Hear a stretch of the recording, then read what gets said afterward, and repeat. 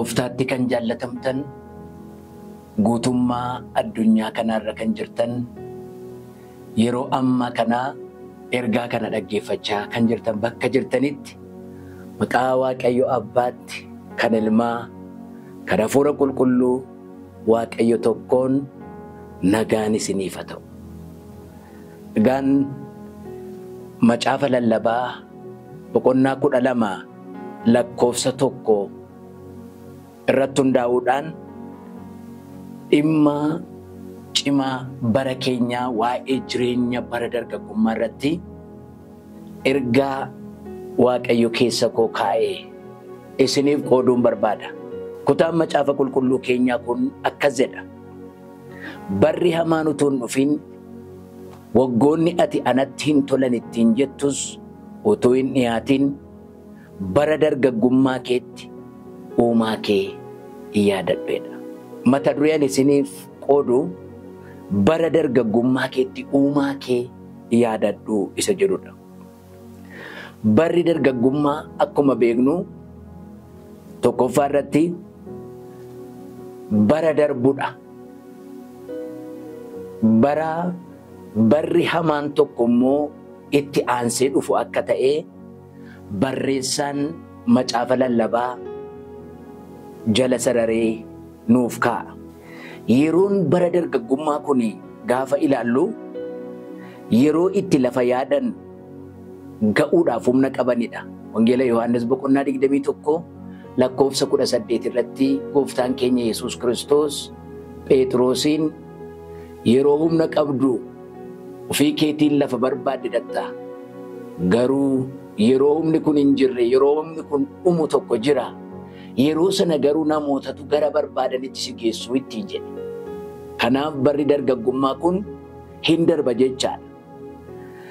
Barri dargaggummaa kun raajii Daani'el boqonnaa 1 lakkoofsa 4 irratti immoo yeroo ilaallu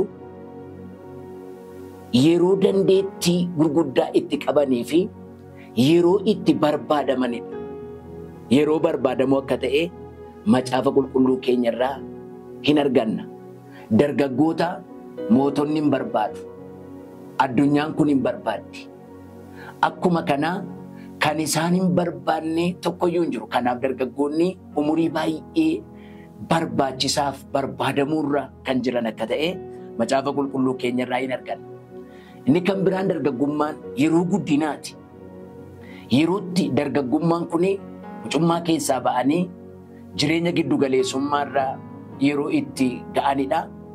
Nama ga'eessummaa bira mootuu hin ga'in yeroo jiran yeroo ta'u, yeroon kun yeroo itti guddina hunda galeessa, guddina qaamaa, guddina sammuu, guddina hafuuraa, akkasumas illee guddina dinagdee yeroo itti guddachuun danda'amudha. Barri kun immoo yeroo waan hundumaa irratti jijjiirama barbaadanidha. Qabaa hin tolu taanaan balaa nuuf kaa'ee darba. Kanaafiyyuu yeroo irratti xiyyeeffatamuun irra jirudha jechaadha. Yeroo dargaggummaa kanatti akkamittiin jiraachuun nurra jira isa jedhuun qabxii gabaabaa isinitti darbuu barbaada. Yeroo dargaggummaa kana, yeroo darbu kana, yeroo humna itti qaban kana, yeroo waan lafa barbaadan ga'uu danda'an kanatti akkamittiin jiraachuun nurra jiraata. Addunyaan keenya amma nuyi keessa jirru kun yeroo itti waan barbaadan akka hojjetaniif affeerraa gurguddaa itti argatanidha. Garuu immoo macaafni qulqulluun keenya waan hojjetan hundumaatiif gatii akka argatan immoo hin haasa'a. Kanaafiyyuu itti yaaduun baay'ee barbaachisaadha. Nuyi dargaggoonni maal gochuu qabna yeroo bara dargaggummaa kanatti? Akkamittiin Waaqayyoo yaadan? Inni tokkoffaan sagalee Waaqayyoo beekuu fi itti jiraachuudha. Ergaa Yaaqoob boqonnaa 1 lakkoofsa 22 hanga 25 irratti sagalee Waaqayyoo kanaa beekuu yookaan sammuu keenya duwwaa ittiin sooruu qofa otoo hin taane ittiin jiraachuun illee akka nurra jiru Yaaqoob nu barreessa. Kanaaf sagalee Waaqayyoo beekuun barbaachisaadha. Itti jiraachuun immoo baay'ee barbaachisaadha. Bara nuyi amma keessa jirru kun sagalee Waaqayyoo kana dhaloonni macaafa qulqulluu kana sagalee Waaqayyooti jedhee fudhachuurra yeroo inni hin jirre keessa jirra. Macaafa qulqulluu kana keessa sagalee Waaqayyoo jira jedhee dhaloota barachaa jiruuf barsiisaa akkasii qabu yeroo akkasii keessa geenyeerra. Macaafa qulqulluu keessa sagalee Waaqayyoo jira miti.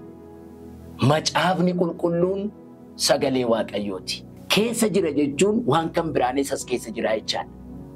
Macaafni qulqulluun guutummaansaa kakuu moofaan akkasumas illee kakuu haaraan sagalee Waaqayyooti. Dargaggoonni keenya isa kana beekuun, isa kanatti jiraachuun baay'ee barbaachisaadha.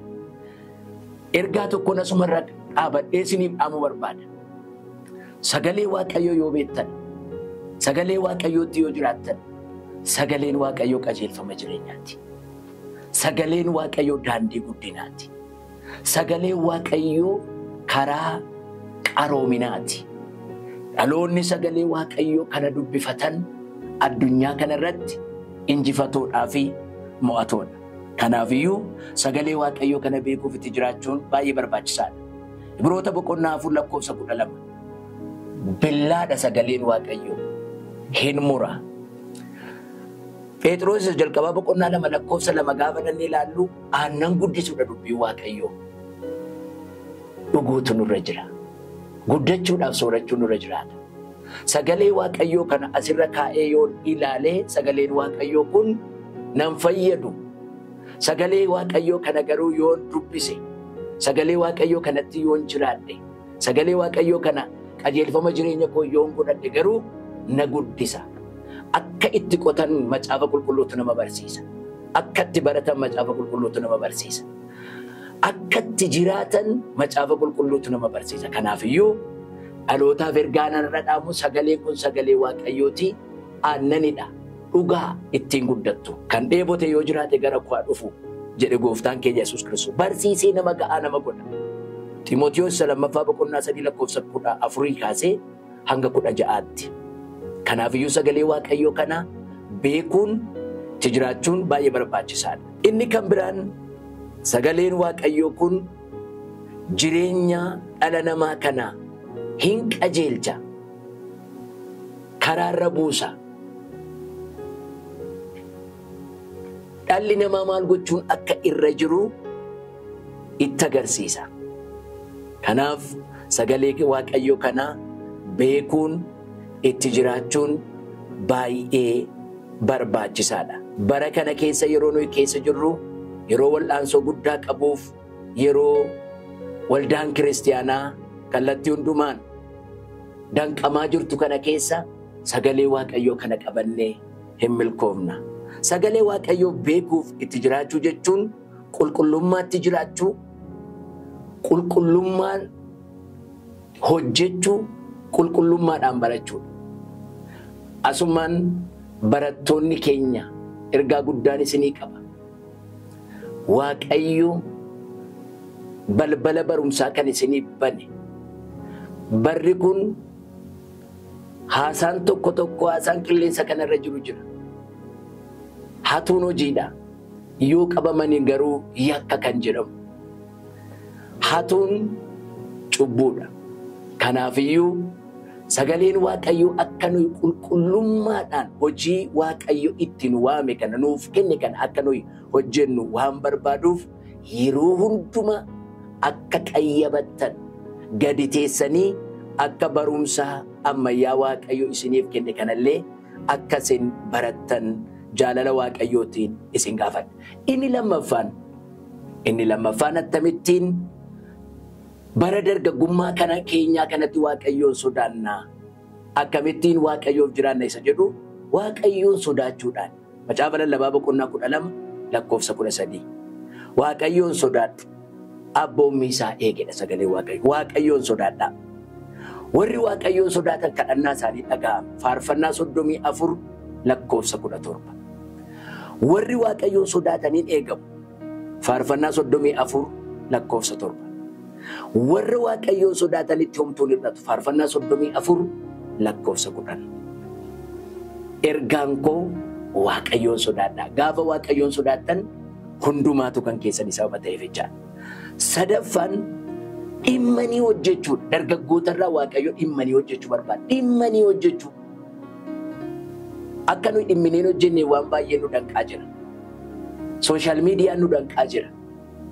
Haalli nageenyi dhibuun, tasgabbiin akka biyyaatti dhibuun, rakkinni gurguddaan akka nurra ga'u gochaa jira. Kanaafiyyuu kunumtiyyuutu jiraatu Waaqayyo warra kan isaatii waan eeguuf.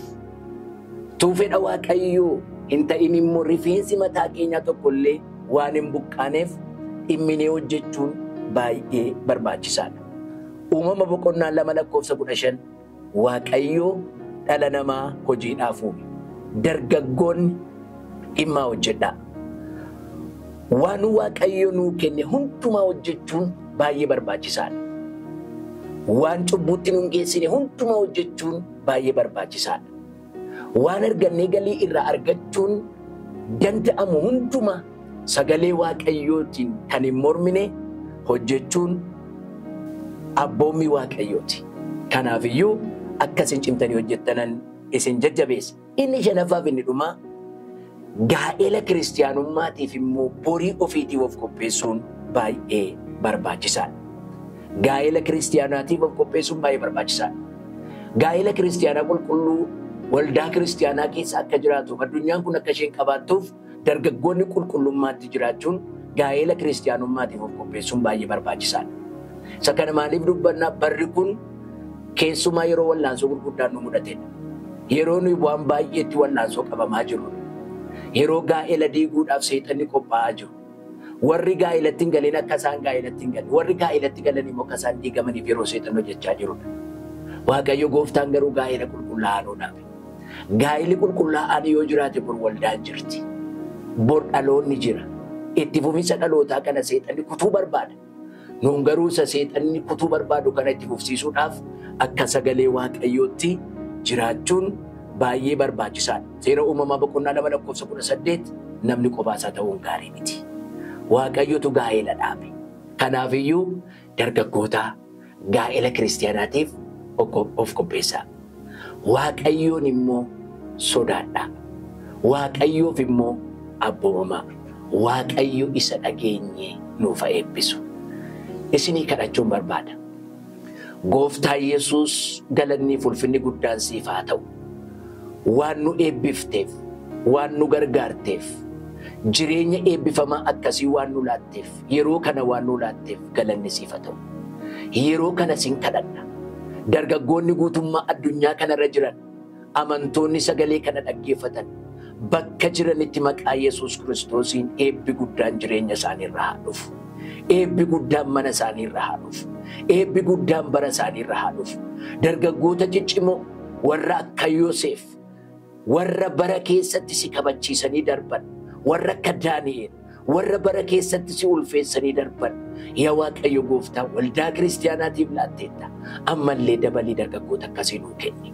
Ayyaanni kee wajjin haa ta'u. Hamaan dargaggoota kana qabu barbaadu haa qabamu. Hamaan dhaloota kana qabu barbaadu haa qabamu. Hamaan biyya kana rukutuu barbaadu. Hamaan dhaloota kana seerrachuu barbaadu. Humna dhiiga Yesuusiin raawwatee kan qabame haa ta'u. Yaa Waaqayyo baraaf itti nu wajjiniin ta'e. Jireenya eebbifamaa nuu kenni. Tajaajila tajaajillu itti nu milkeessi. Bara keenyaaf jirutti nu wajjiniin ta'e. Maqaa ilma kee gooftaa keenyaa Yesuus Kiristoosiif jettee nu dhaga'ii. Ameen.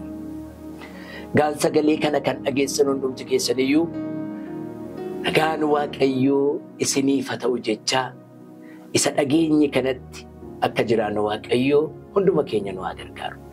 Baay'een isin jaalladha. Naaf jiraadhaa. Barri keessan, hojiin keessan, karoorri keessan hundumtinuu kan isiniif milkaa'e haa ta'u. Ani luba Darajjee Gammachuun jedhama. Sinodoosii Giddu Galeessa Itoophiyaatti qindeessaa tajaajila dargaggootaaf daa'immanii akkasumas hojii misiyooniiti. Baay'een isin jaalladha. Isinii wajjiniin hojjechuudhaaf garaan koo, yaadni koo isinitti hidhamee jira. Waaqayyo isiniif na kenne, isiniin immoo anaaf kenne. Walii wajjin mootummaa Waaqayyoo kana banneera. Horaa bulaa deebanaa.